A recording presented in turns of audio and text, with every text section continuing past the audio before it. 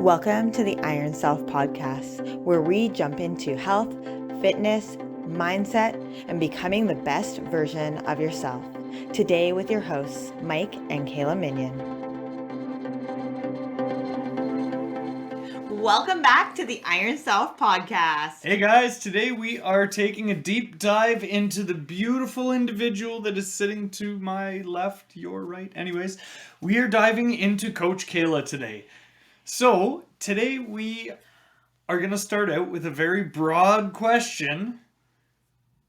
Who is Kaila? I think that's a loaded question. I mean, who is Kaila now? No, let's start with young Kaila. Let's start digging deep to begin with. So, when you were younger, was fitness a thing to you? When did exercise come into your life? How did we start our collective journey? Oh gosh. Okay, so I was not I'm going to say an athletic individual. I was not really fitness focused. In elementary school, I did play like every sport that there was available. Like I did track and field and basketball and soccer. And I think it was because I was around all these people that I was super comfortable with, because we had been together since kindergarten. It was always the same people. And so I felt comfortable being on these teams, and you felt that sense of camaraderie. The minute it went to go from elementary school to high school, and basketball was like my love. I loved basketball. I remember I went out to a basketball camp at the high school for grade 8, and it was like a summer camp to see if you would make it onto the team in September. And I looked around and I was so intimidated by everybody that was there. Plus, I had spent most of the summer playing street ball, so there's way less rules. Just gooning people on the court. Yeah, way less rules. You can punch people. So then when I came to going into school and playing, I was so nervous. I think I lasted like a month and I quit, because I was just not confident enough in myself. There was all these new teammates. I questioned my ability as to whether or not I knew what I was doing. And I had played for basketball as long as I could remember. I was going to basketball camps every single summer. Like, I should have known what I was doing, but I did not have that confidence in me. Then I decided, hey, I'm also going to join the volleyball team in high school. So I joined the volleyball team. I tried out. Anybody that doesn't know, I'm very short. Like, I'm 5'3", and so probably not the best, I'm going to say, genetic makeup for volleyball. Like, I'm not going to be a blocker at the net or anything like that. But I love to play. So I got put on the B team, which to me at the time, I really didn't care whether I was on like the higher level team or not. I just wanted to play volleyball. And I ended up giving up, mainly, to be honest, because nobody gave a shit. Nobody came to my volleyball or my basketball games. I didn't have that support. I saw all of my friends' parents there, or their family members or whatever, that would come out and watch their games and support them. And I didn't have that. And so I just really felt like, why? Why bother? Why try? If nobody's going to come and support me, then at the end of the day, I don't care enough to continue doing this. It was too much effort. I wanted people to notice me. Wow. Okay, that is a lot to unpack to begin with. Now, you said you played basketball your entire life up until that point in high school. Now, it sounds like maybe it started to become more competitive, and that might have kind of pushed you away from that a little bit, because you would be more on that competitive side. And me knowing how you are, the competitive bone isn't really a strong bone in the body. I think that, I think part of it was competition. A lot of it was related to my lack of self-esteem in myself, my lack of confidence in myself, questioning whether or not I really truly knew what I was doing. And when I would go out and I'd dribble and I could do all the fancy dribbles and all that fun stuff, but She's still got mad handles. I was comparing myself against everybody else on the team, and I was like, wow, these girls are way better than me. So for myself, I was like, you know what, these guys are better than me, and I don't even know why I'm here, why I'm trying. So for me, it was easier to give up than it was to fail, because if I gave up, I didn't have to say I failed. So that to me, almost pretty much everything when you're growing up is more of a learned behavior. It's you've seen it somewhere, so then you're almost replicating it when you're going through these on your own. Now, would you say that's something that you saw? Maybe it was Maybe it was something that you had seen in relationships or something that you had seen outside of sport, but seen somewhere in your life that maybe you pulled into that portion of your life. To be honest, I actually don't know. Like that's my honest answer there. I don't know if that was something that I had seen and I was replicating. I think for me, a lot of it was like that self-preservation. When we went to high school, it was for grades 8 through 12, and it was 4 different schools all of a sudden being funneled into this one high school. So my core group of friends that I thought was my core group of friends wasn't really there. And I'll be honest, the year before I went to high school, I was out with some friends. We were downtown on New Year's Eve, and we were gonna have our first drink, and I got my 2 liter of peach growers, and I was super excited to have my first drink of alcohol with my friends. So we went downtown on New Year's, and we went to a place in Victoria called Centennial Square. And there's a big fountain in Centennial Square. We wanted to do pictures by the fountain of ourselves before the big fireworks, because normally New Year's Eve, there's fireworks downtown Victoria. So we went to Centennial Square. I can feel my heart beginning to race right now just talking about this. Oh my gosh. Remember, your brain doesn't know the time of difference. Yes, this is like the stress response.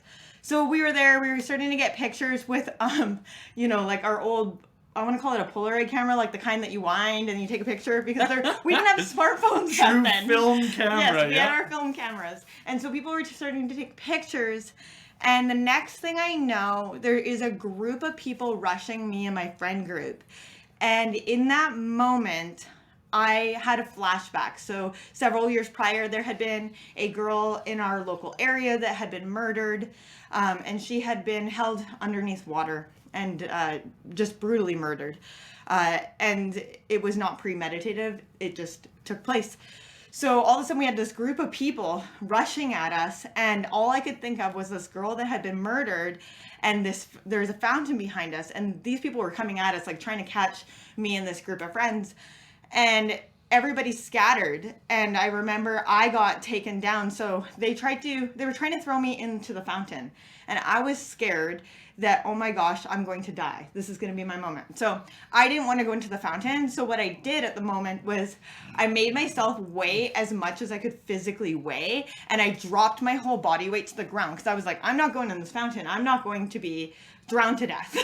I mean, I also have a very big fear of water anyways. Drowned already. in a previous life. So I'm like, no, I'm not going in there. So I dropped my body to the ground, and then there had to have been 5 or 6 people. Like, it was really a blur. And so then when I dropped my body to the ground, they started punching and kicking me. And so I started fighting back the best I could. My friends were fucking gone. Like, I don't have another way to say this. They left me there to be shit kicked on New Year's Eve. So I don't remember what happened. I remember I kicked somebody in the stomach. I remember I had punched a couple people, and then everything went black and I was knocked unconscious. I was told I was kicked in the back of the head. I woke up all alone in the middle of Centennial Square in a puddle of my own blood. I didn't know where I was. I didn't know anything.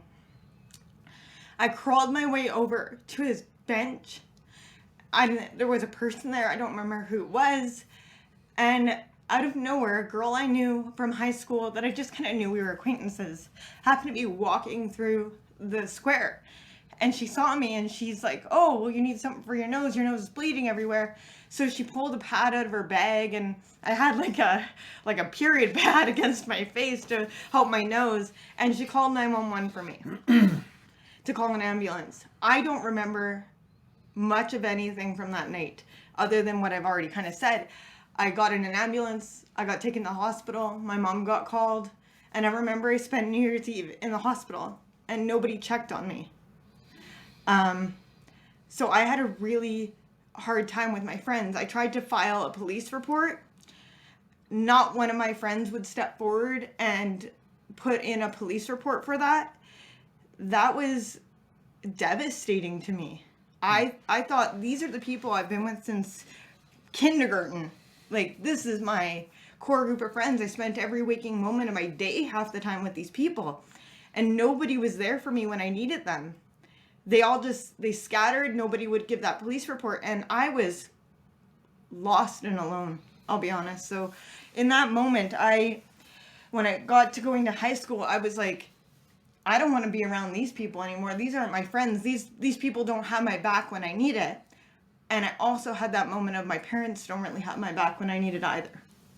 Because now knowing what I know, being in a parent's shoes, I would have done everything to fight for my kid to have gotten some form of justice. And that wasn't there. My dad was absent. My mom helped me file the initial police report, but after that, it was what it was. She never followed up. There was nothing more. And I was, like I said, like, this is the summer between grade 7 and 8. So this is, I guess this is grade 7. Sorry, this is New Year's, right? Grade 7. So I wasn't really old enough to know what the hell I was supposed to do. I was trusting an adult to help me, and so that didn't happen. So going into high school, I was like, this is a fresh start. I can make new friends.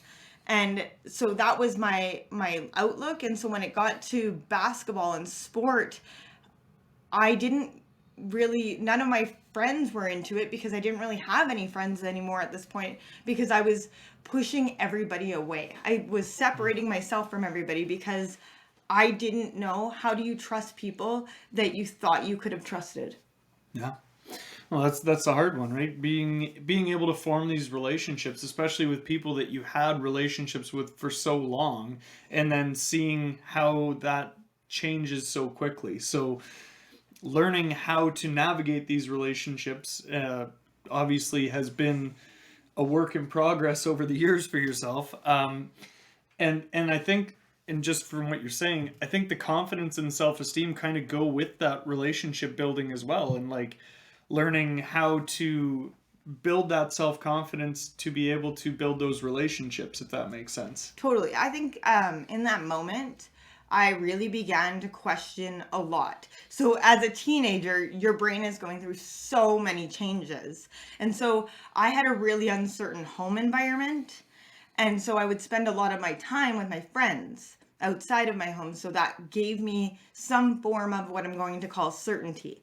And in that year, all of a sudden, I have no more certainty in my friend group. I have no more certainty at home.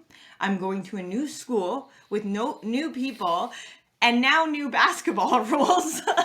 And for me, I was like, who is this person? I don't know who I am. What am I doing? So I started to try and put more focus on developing new relationships rather than on rekindling these relationships that I've always had. And so when it came to developing new relationships, what I didn't realize at the time was I also put a lot of boundaries around that. And I didn't realize that. I mean, even now coming into my adulthood, it was only a couple years ago that I started to do some journaling around this and realized that the reason why I couldn't really have a very, very close friend was because I had placed these boundaries on it that friends were allowed to get close, but I would only allow myself to be so close to somebody because what if they're going to hurt me? Yeah. Well, there's those the abandonment issues, right? It's are these people going to be here when I need them to be here? 100%. So coming from that to where we are now, that is leaps and bounds. But I mean, I want to break it down a little bit slower than just, well, you were that then and you're this now. So when did you start to see changes? How did you start to deal with the changes of all, starting fresh? Because like you said, you switched high schools, you're going to a new school now. Now, how are you dealing with the stresses of making new friends, and how are you dealing with, your day-to-day stresses from your home life too? So I spent 2 years in that high school, and I found I had one really, really close friend. I mean, we also had like a small group of friends as well, but we started to get into partying and that kind of stuff. And what I realized was if I stay going to this high school, I am going to potentially end up down a road I didn't want to. So part of this, it was like twofold. Part of it was now my mom isn't paying for my dance classes outside of high school anymore. So I really, that was my stress reliever. I would go and I would dance a couple times a week. I did jazz and hip hop. So that was something I loved. It gave me balance. It gave me some place to go for me. that wasn't going to be paid for anymore. So I needed dance in my life. So I started looking at high schools that had dance programs so that I could continue to do that. Because I knew for myself I needed that piece of it. That movement. Yeah, exactly. I needed some form of movement, I guess. And then the other piece is that I was looking at people that I knew, and I was seeing the path that they were going down. So I was seeing people go down the path of getting into some harder drugs, getting pregnant in high school. And I was scared that if I continued down the path that I was, and I knew I was on a self-destructive path, that I'm going to end up, down that road too. Now, that's not to say that that didn't happen. Okay, I didn't end up pregnant. I was going to say, is there a baby I don't know about? No. I know. But I did end up down a path that I wasn't expecting I'd go on. So, grade 9, I made the decision that I was going to go to a different high school. It was a 45-minute bus ride from my house, but it was one bus. So I could jump on the city bus and I could just go to a new school, and they had a dance program, and they had a couple different options that I was actually quite excited about. So, and at the time, my best friend had moved away. She moved to Edmonton, which is kind of an oxymoron in itself now that we are out this way, but she moved to Edmonton, and so I felt like this was my fresh start. I get to make new friends, and I get to kind of figure out who I am. I get to dance again. That same year, right before I finished my grade 9 year at the other high school, my mom had a mental break, and I essentially ended up going and living at my uncle's house for several months. I had to do some intense counseling in order to go back home, to be living at home. I had the best high school counselor imaginable. We love you, Bob. So yeah, if it wasn't for him, I don't know where I'd be. But he said to me, if you don't want to be at home, then make yourself busy enough that you don't have to be there. So I decided that I was going to work, and that I was going to bus 45 minutes to and from school, and that all my friends would be on the other side of the city, so I was never going to be at home. That was a huge change. Going to a new high school that only had a couple feeder schools into it. Most of the people had been together since elementary school. And then there was a separate French immersion program. So on the first day, I made good friends with a couple people. But I found out that some of them were in the soccer academy or in the French immersion program, or, so I didn't have a core group of friends in each of my classes. And so that was a new beginning for me. But I knew in that moment that I had to try, and I was shy. So how do you try to make friends when you're shy? You start to go down the road of what is everybody else doing. So I really jumped into smoking weed that year. I had only done it a couple times prior, and I was like, yeah, let's jump into that. I had started drinking more, partying more, because that was my way of how do I fit in and how do I get people to like me? How do I socialize? How do I socialize? And so jumping down that road, but I was not the popular kid, and I was not the unpopular kid. I was in this middle ground limbo, and I didn't really know who I was. So I was trying to figure that out in the process. And being a teenager, I don't know that you even have any idea of what life is like outside of high school. So high school was it, and it was like having horse blinders on. It was like, okay, how do I fit in more? And you're constantly feeling like you're being judged and that you're not fitting in. And I know that is perception, but at the time everybody is reality. My perception was my reality. So I perceived everybody was judging me. It didn't matter what I did. Nobody liked me. And I realize now, looking back, that nobody liked me mentality, that was coming from inside of me. That was a story that I was telling myself, was that I didn't have these friends. Nobody liked me. I couldn't get too close to people. I couldn't open up too much to people. Oh my gosh, if people find out what happened this past year, they're going to judge me even more. They're going to not like me because look at all these people. They have these great stable homes. They live in this upscale community. I was not from there. So now I've got like this giant story that I'm telling myself. Yeah, and it's all centered around what you perceived as the truth, but what nobody else had said. So again, it's that story that you were telling yourself rather than the actual, what's actually happening out there. So knowing what I know about you now is that you are one of the most responsible people I know. You're one of the most, confident people as far as your abilities you're very confident in. So when did that start to change for you? When did you notice that, maybe the beliefs that you had for yourself weren't serving you and it was time to open your eyes to what is possible? Oh my gosh. Dun dun dun. Yeah, like I think it was several years later, like out of high school, I had moved out with a boyfriend that I had had at the time. He ended up being very abusive, mentally and physically. And it took me a while before I decided to leave him. And when I had the courage to leave him, there was a moment where I realized, because I had a work group of friends that helped me leave him. While he was at work, we moved everything out of our suite. Bail, So I bail. knew he was going to be gone, and we moved everything out.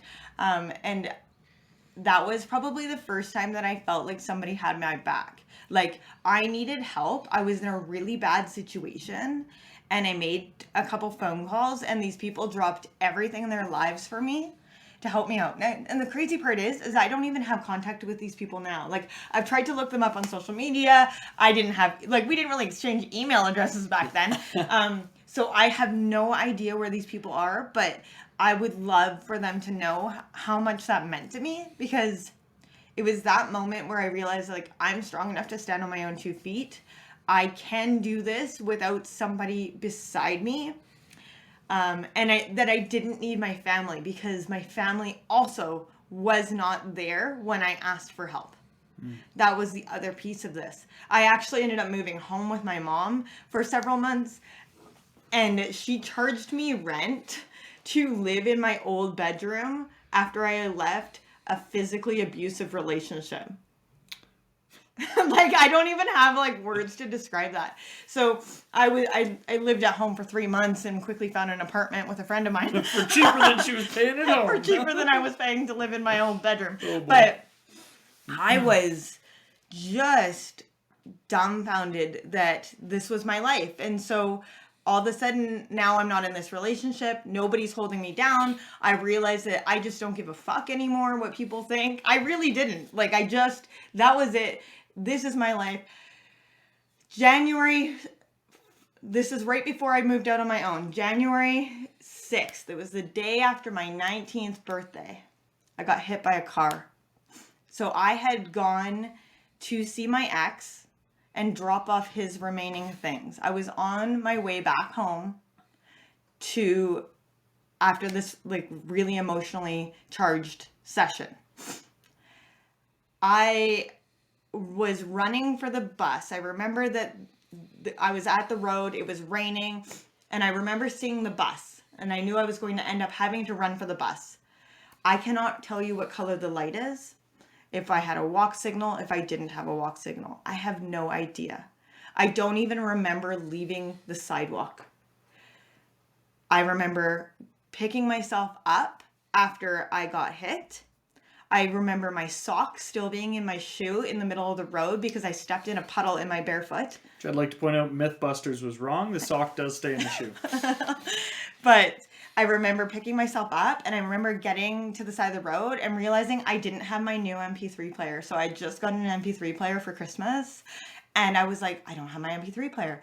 Where's my MP3 player? And anybody that's ever been in shock, your brain is not working properly. Just trying to focus on something. Yeah, so here I am scouring the road in a blur, like I couldn't see fully, looking for an MP3 player.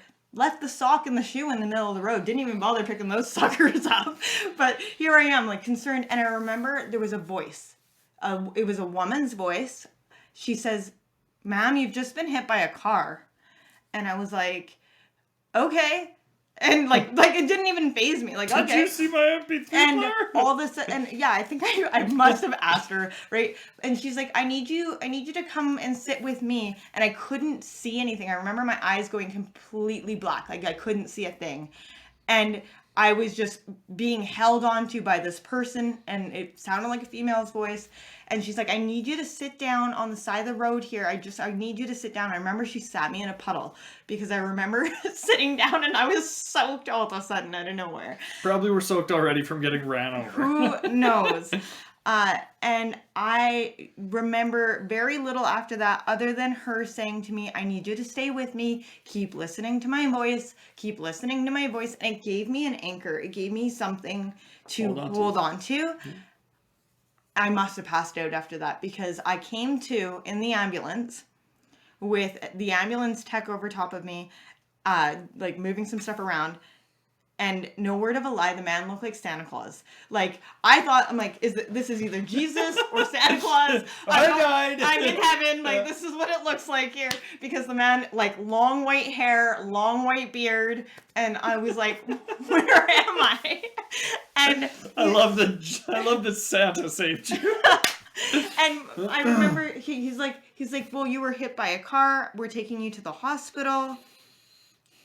And I was like, totally like, what do you mean I've been hit by a car? I'm on my way home. I don't know what you're talking about. So like there's all these moments of things that had taken place. My mom must have come got me from the hospital. Like I literally remember absolutely nothing after Santa Claus in the ambulance. I don't remember going to the hospital. I don't remember coming home.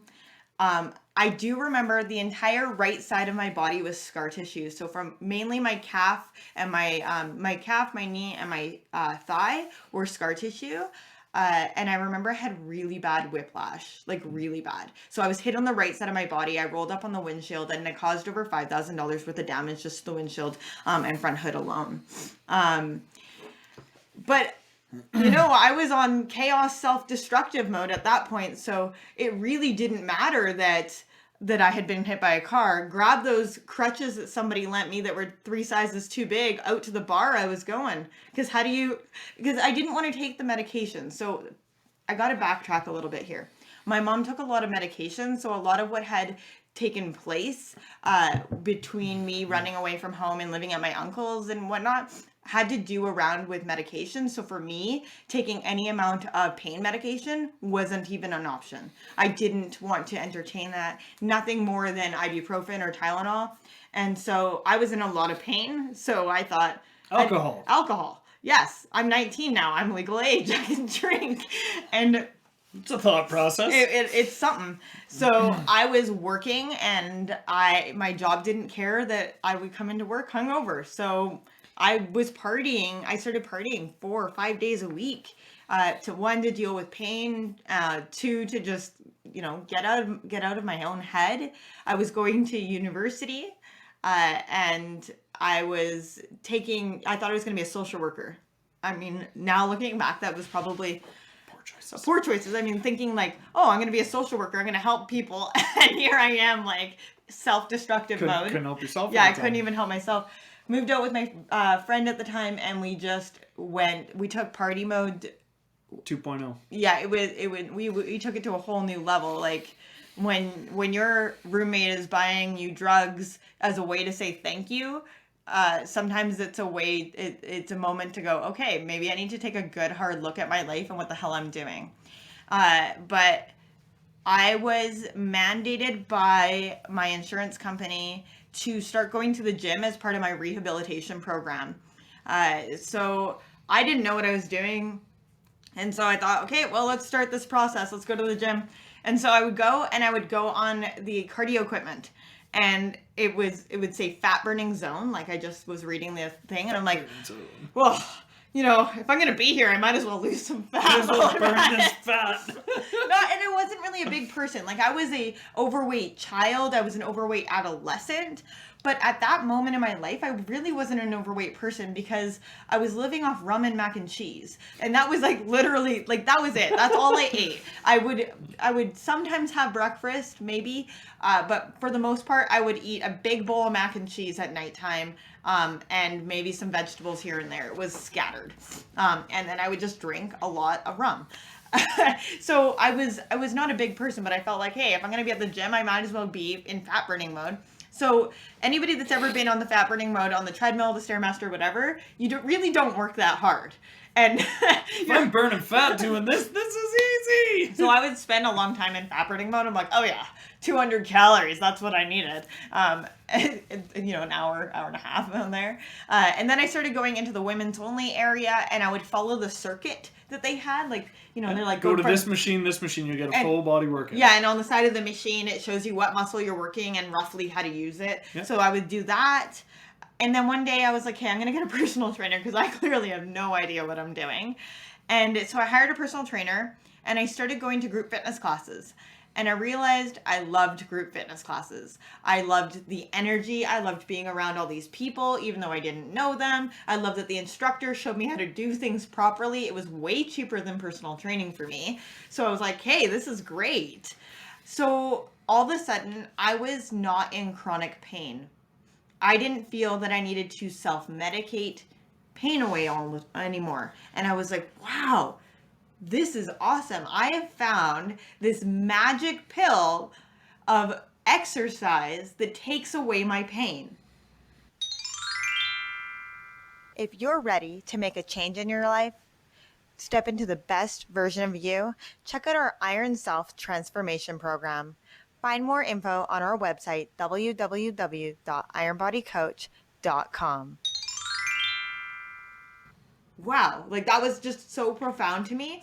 So I was like, okay, if I can do this and not be in pain, then I'm going to have to do this for the rest of my life. Because watching my mom live in chronic pain, watching her self-medicate on medication, for me, I knew that I didn't want that for myself. So I found this holy grail of exercise, and I was like, this is amazing.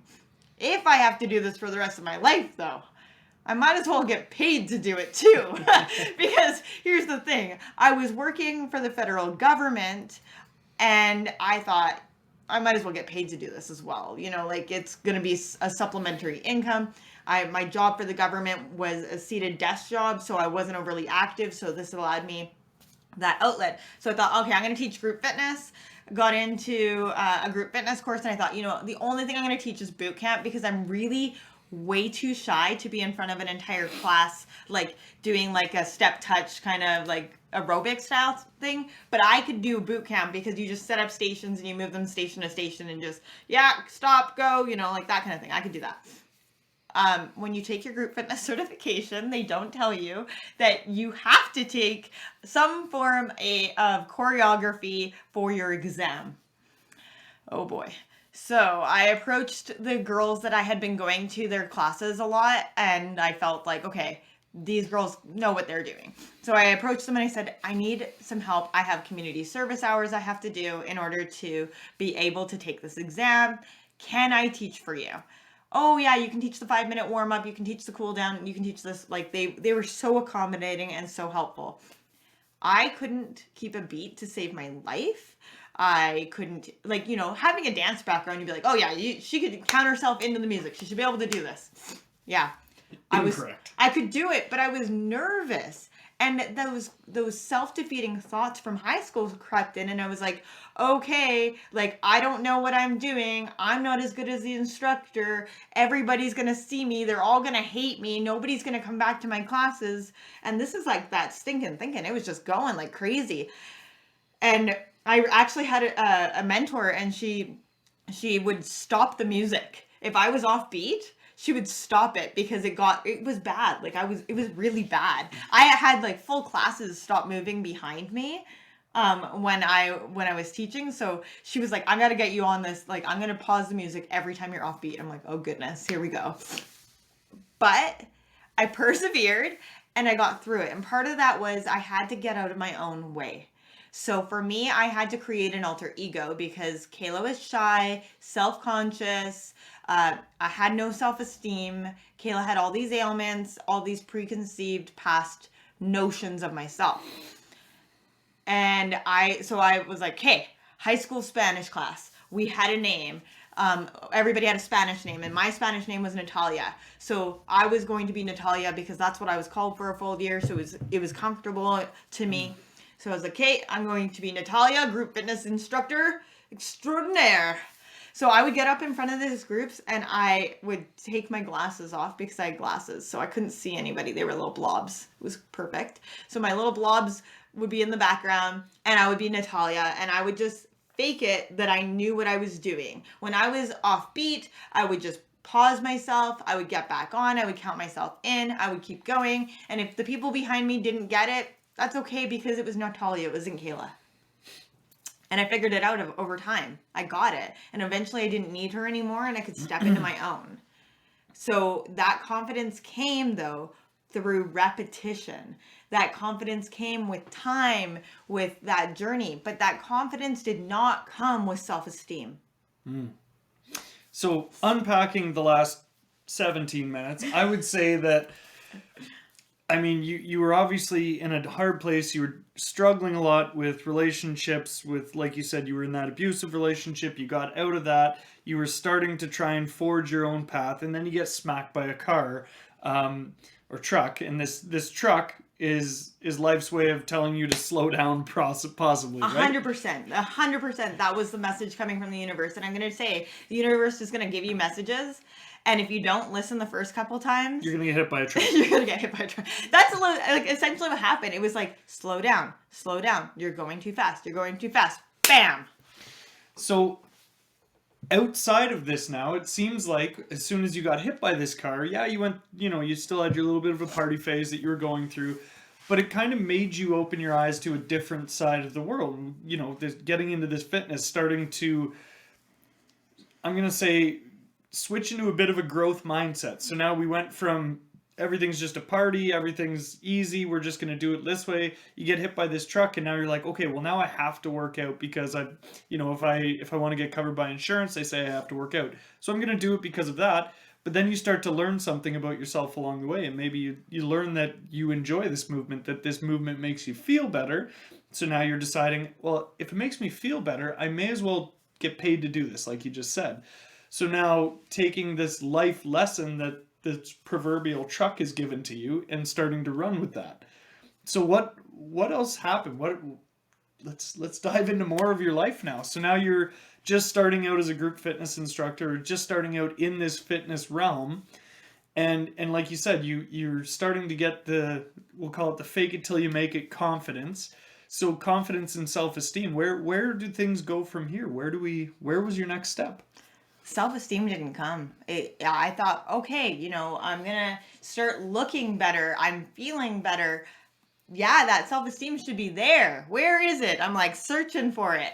And looking externally. I was looking outside of myself. Yes, 100% I was looking externally for this. I needed that validation. I needed that validation from friends. I needed that validation from anybody that would give it to me, and I wasn't getting it. And so I was still comparing myself like so crazily at the gym. Like it didn't matter whether I was instructing a class or not. It was like I would walk in and it was probably the worst place to be was inside my brain. It's like, wow, she's so pretty. Oh, I love her pants. I wish my legs could look like good in pants. Like literally any negative thought I could have about myself literally would happen. So it was, as much as I loved the activity and the physical feeling and how I felt after the exercise, I was this really cruel person to myself in my head. So what teaching classes gave me is it gave my ego something to focus on. For that 1 hour, I was not beating the shit out of myself. For that 1 hour, I was present in the moment and I was present with the people there. And I wasn't thinking about how awful I was. So, stress, and this now that you know everything that you know about stress and stress responses in the body and how we adapt to stress, would you say that at this point in your life there was lots of stress? Yeah. I mean, definitely wasn't perceived stress because I had a really cush job.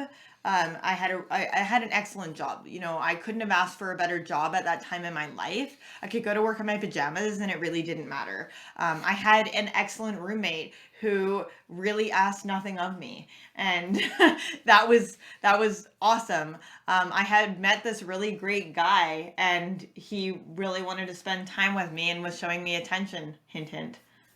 It was you. It was you. So I had that attention. I had a really tight best friend that we would party hard together, and we would have some really great laughs and memories. And I was making new friends through my university, and so I was at this new stage of really discovering who I was. It was an entire stage of self-discovery, and I was throwing myself full-heartedly into it with no specific direction. So I would grasp at straws. The government's like, "Oh, do you want to learn French?" I'm like, "Yes, want to learn French. Put me in that." Yeah. Mm-hmm. And then they're like, and then I was like, okay, well, maybe I want to go back to university. Maybe I want to take this course.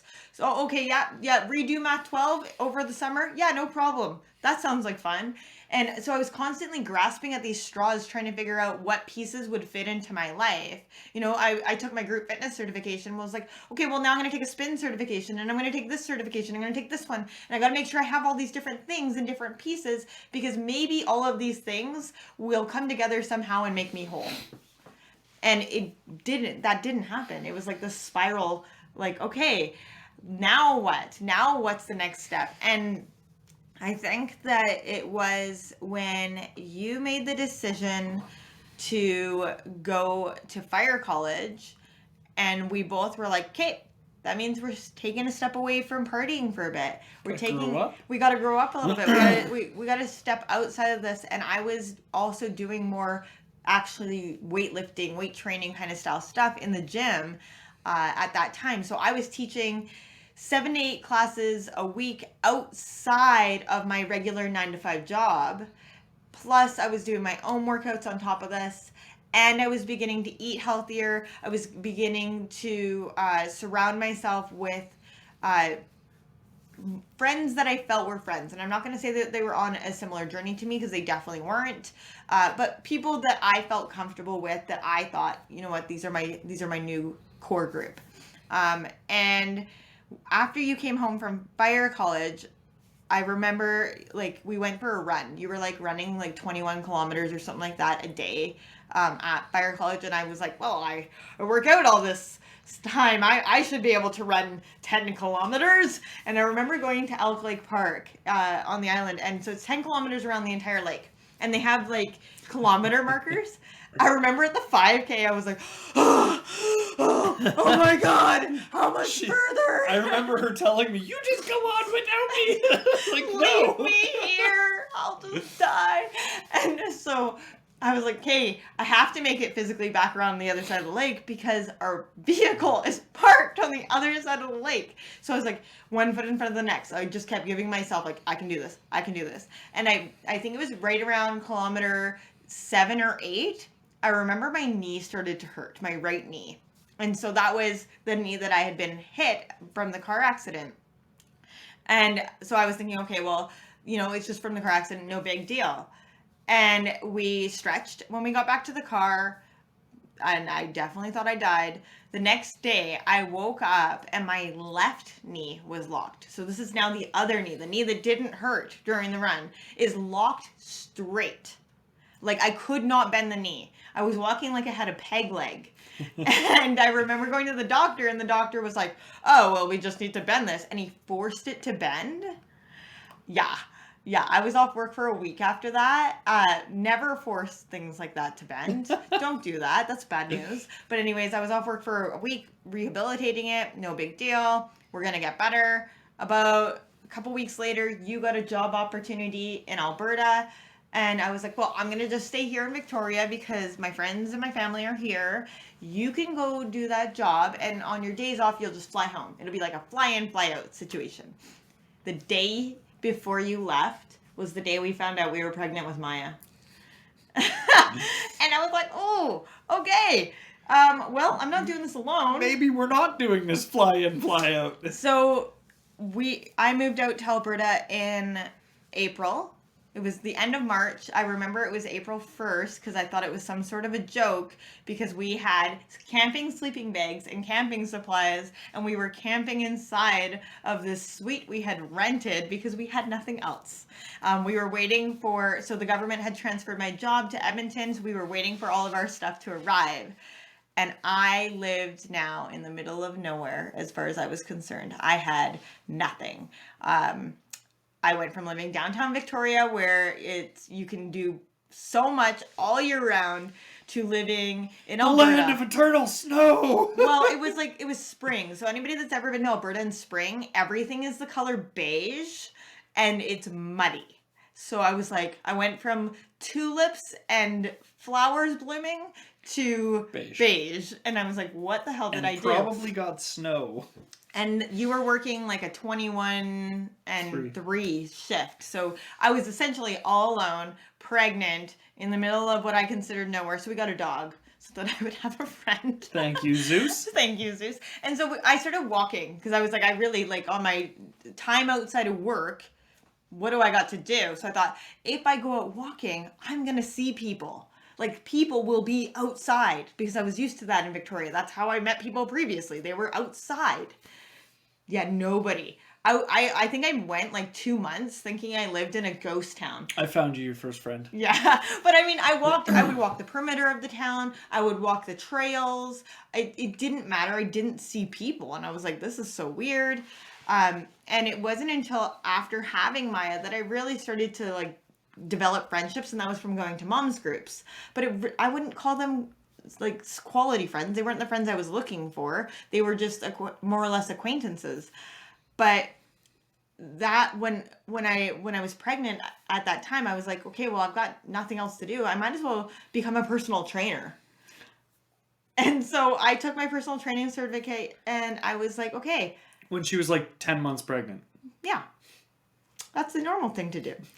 And so I thought, okay, well, I can do this. And there was a couple group fitness classes. So I started teaching group fitness here. And I remember for Christmas, you had bought me a ton of spin bikes. 'Cause, oh my gosh. She loves spin. So I bought her 9 spin bikes so she could run spin classes. I had lost a piece of myself when I left Victoria because I missed my spin classes. I missed teaching my group fitness there. Even though these people weren't like friends of mine, they were acquaintances of mine, but these were people I spent all this time with, and I loved that piece of me. So I started teaching spin classes out of the basement. In our suite that we were renting, we bought a house. We turned our garage into a studio. That was awesome. And just started to jump full-heartedly into it. And I was like, I started to make it my lifestyle. But I wasn't 100% committed to it as a lifestyle, right? Like, I teach spin and I drink. I teach spin and I eat cheeseburgers and french fries. You know, like, there was a little bit of disconnect between the two versions of myself. But for me at the time, it was more connection than I had ever had with myself. Mm-hmm. And so starting to develop that, and then being in a small town, it's like you become the jack of all trades, the master of not one specific one. And so I was the personal trainer, the group fitness instructor, you know. I started taking nutrition certifications, but I wasn't living it. I was preaching it, but I definitely wasn't living it. And I started taking yoga. We had Addie. And I thought, hey, well, you know what? People will like me if I look fucking hot. You know what? Let's do a bikini competition. I know enough about fitness. I can hire a coach. I can do this, and I'm going to look the bomb. And when I look the bomb, everybody's going to be reaching out to be my friend. I knew it. Like, that was it. That's what I had set in my mind. So I started training, and I trained really hard for this bikini competition. And my coach at the time was absent. Like, I'll be honest, I wasn't paying her a lot of money, so you kind of get what you pay for in some situations. But she really wasn't there for me when I needed her. She had me calorie counting, which is a very weird way to do it now, knowing what I know. But anyways, I had certain amounts of calories allocated for certain food groups. It was weird, like not macronutrients, I'm talking food groups. Anyways, so it is what it is. I got to stage the day before we went on stage, you and I got some horrific news. My body bloated up because of the stress. So when you go through stress, your body doesn't know the difference between you fighting for your life and not. So I started retaining water, my hormones went wonky, and my coach wasn't there to support me. I went on stage. I thought I looked great. I was so proud of myself. I was also the biggest girl on stage. And also I'm gonna say under conditioned for what I needed. So like my musculature wasn't there. Like there were certain things that probably could have been tweaked, but I didn't know. And my best friend at the time and Mike came out to support me, and I'm so grateful that they did, because I had support in the crowd for the first time when I was in front of everybody. So I was super happy about that. She also had the loudest supporter in the crowd. This guy. And I got off stage, and because of the stress, and because my coach wasn't there to support me and I knew nothing about reverse dieting, I ate whatever I could get my hands on. I think I put on 30 pounds in 1 month. It was complete chaos in my brain. People didn't like me anymore. I didn't love myself any extra. Like I thought, I'm going to look in the mirror, I'm going to love that person. Nope. Still critique the crap out of that person. The same negative voices were always there. I didn't get more friends out of it. In fact, I think I possibly got less friends out of it because people were slightly intimidated. And I just went on this self-destructive path again. Downward spiral. So it sounds like up to this point in your life that we're talking about, you've had a lot of what I'm going to call, I don't even know how to call this. You make yourself very busy, and you're not taking time for yourself so that you get to know who Kaila is in here, so that you can really start exuding this up to this point in what you've said. Yeah, I think that I was always looking for that externally to come in. I needed that validation from my dad as a child. I needed that validation from my mom as a child. And the love that I did get was very criticism based. So I thought self-love meant self-criticism. So if I critique myself enough, one day I'll go hit perfection. So I guess the big question is, because everybody who knows you now knows how giving of a person you are, and how I don't even know how to say it. So but everybody who knows you knows the kind of person you are now. So when did this shift happen? When did you learn to slow down, to take the time for yourself? It was my second competition. I had coached myself to it, and I felt awesome. I was so proud of myself, and I was going into it with the mentality of I don't give a shit if I win. I was doing it for me. It was finally something that I was doing for me and solely for me. It didn't matter what had happened. I wanted to see what I was capable of. I was going to test my knowledge, I was going to test my skills, and I was going to test my body physically and mentally. Seeing the look on our girls' faces for how proud of me they were, that meant the world to me. They were so supportive, and On Maya's birthday. it was Maya's birthday. Yeah. Happy birthday, oldest. She didn't care that I was eating ice chips and everybody else was having burgers and fries, but they were so proud of my hard work, and I was so proud of what I had done. And I didn't find happiness at that moment, being 127, 128 pounds, whatever it was. I wasn't happier. I didn't love myself more. I didn't accept myself more.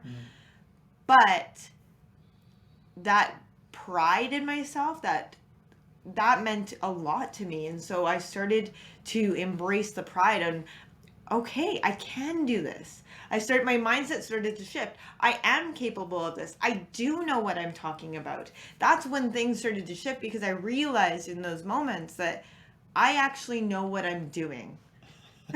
No, it's for real, because up She until finally figured out what the rest of us have known the entire damn time. the rest of the time I felt like it was trial and error. I felt like I was grasping at things. And I was also starting to journal a little bit. I was starting to do some self-healing around past issues, past relationships that kept showing up. You know, when you suppress feelings and emotions down, those feelings and emotions keep showing up. And so I was like, hey, I'm going to start to work through this. One of my biggest things is I never wanted to be like my parents. And so I had to do a lot of soul searching around that and understanding that I am not them. I am not repeating those paths. I am changing that shape. And that was huge for me. And showing myself that I can do this, that self-love of reverse dieting and helping myself step into a better version of myself. Then I just decided, you know what, it's time to do some healing for myself. And so I started last year finishing my yoga, my 200-hour yoga certification. And I love doing yoga. I also love teaching yoga, but I like doing it more than I love teaching it. It's love. But I didn't realize that by doing my 100-hour trauma-informed yoga training and then finishing my 200-hour registered yoga instructor, the amount of healing that would take place for me. And that healing really threw me into a state of self-acceptance, self-compassion, and self-love.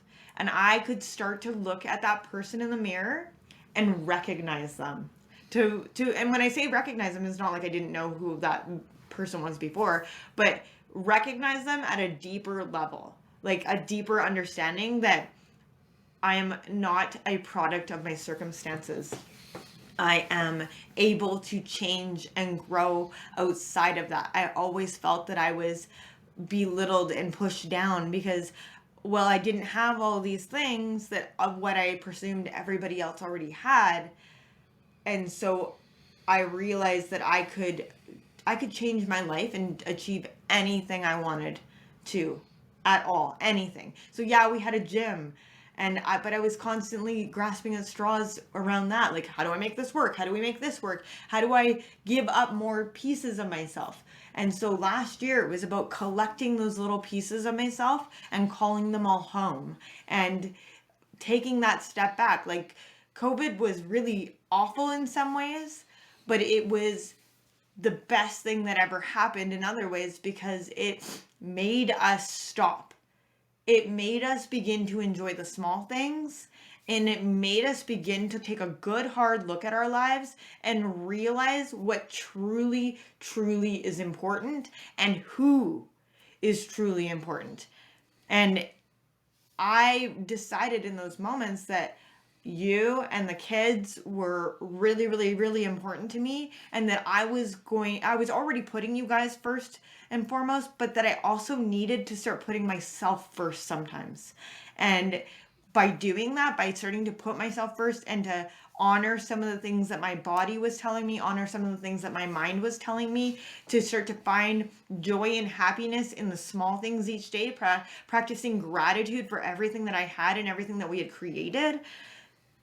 That's where the success laid. And that's where you and I started to develop our 6 fundamental principles for life, because looking back at our lives and seeing everything that had happened that had taken us to where we are, we were like, okay, well, these are all the main things. If we had had these tools in our toolbox or paid attention to these pieces, we could have stepped further forward faster.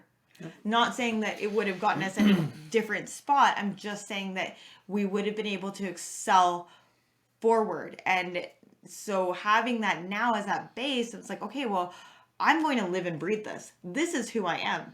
And I had that full notification. Actually, it was just the other day, a week ago or so now, that I've done it. I'm living it, I'm breathing it. And that was in the moment we were not home. We were out with the kids. We had done a family event, and we went to go get a snack because we didn't pack snacks. And so we went into the grocery store, and previous patterning would go, grab a bag of chips, grab this, grab a pop, whatever. I came out with a kombucha, which I don't drink very often, and a pack of raspberries. I had a pair. And I remember getting into the car and going, like, in my head I was like, self high five. I am living this. I am actually taking action on the things that I say I do. I am actually exuding that nourishment. I am nourishing my body wholeheartedly with food, but also with the people I surround myself with. And I stopped putting that emphasis outside of me and started bringing that emphasis inside of me. And when you heal the inside, the rest of the world comes in a different way into your life. Yeah. No, that's awesome. The progression just through everything that you've just said is amazing, right? It goes from this young girl that had all these doubts and didn't have the self-esteem, didn't have the confidence, didn't have the ability to build these relationships, up to, you know, the middle point where it's like you're starting to see the changes, you're starting to learn to slow down a little bit. The universe gave you that nice little smack with a truck to let you know you had to slow down a bit, all the way through to the point where you're competing and you're a mother and you're figuring out who you are at your core, and then learning to run with that, right? So the progression through it all has been absolutely amazing. It is a huge progression. I can't believe how much I've grown over this time. Like, to go from where I was and to look back and see where I am now. I'm so ecstatic to see where I'm going to be 5, 10 years from now, because I have this self knowledge. I have the self-esteem. Like, other people can't take me down. I'm not living in this world of comparison anymore. That doesn't mean that comparison doesn't happen, but I'm not in this constant state of comparing myself to others, because I know every given day I am showing up at my best. The best that I can that day. Even if I'm having a shitty moment in my head, this is the best I can show up right now in this moment. And I know that I'm giving it my all. I'm not just rolling over and saying, that's it, I'm done. And so when I can live that, and I can live that truth and know that this is it, this is what I have to give the world today, and I'm going to show up this way, then I've done it. You know, I've done it. Like, I've hit that state. And now, reaching for a book at night versus reaching for the television, I just know that my habits and routines are just going to evolve even further, and starting to see that progression and really paying attention to what makes me feel good, what makes me want to get out of bed in the morning, what helps my body feel good. Like, this is it. This is where I'm meant to be, because I want other people to know that just because you're struggling doesn't mean that you can't be someplace different. Because I've been there. I've been through a lot of stuff, and the stuff that we haven't even talked about today. But I've been through a lot of stuff, and I can see the progression of where I am now. And like you said, it was like this small pieces through the way. And if I had some of our fundamental principles, really being aware of that the group fitness was keeping me present in the moment, you know, really noticing that when I did eat vegetables, that I was feeling nourished. When I moved my body, I felt better. Like, when I started to develop that radical unconditional self-love, that really ignited the flame inside of me for everything else to begin to change. Right? And it started with that radical self-love, that radical self-acceptance. And I think that is the big takeaway from this conversation today, is that at the end of the day, you have to have your own back. You have to have that radical, unconditional self-love. And that comes from inside. That does not come from outside. And please use me as the example. Don't look outside of yourself to find that love, because it's not there. The love that you're searching for is inside. And once you have that, then the universe starts to open up the energy to bring the love in also from the outside. Because it didn't matter how often you or the kids or told me, you know, I love you, I'm proud of you, whatever, it kind of hit a wall every single time and bounced off of me, because I didn't feel it. I didn't feel worthy of it. I didn't feel like I was enough. I wasn't there to receive that. And now I love this person on the inside. And so when you say those things, they land, because I feel it, because I'm worthy of it, because I accept myself enough to begin to open it up to feel that. It's amazing. That's a good spot to stop her. It is. So that is an amazing episode today, guys. I hope you enjoyed it. If you did, feel free to share it with a friend, family member, somebody who might need to hear this exact message, that you need to love yourself, that you need to find who you are before you can really start to branch out and accept the rest of that energy in from everywhere else. So feel free to share this social media. And that is it for today. Have an amazing day, guys. Have a Bye great for day. now.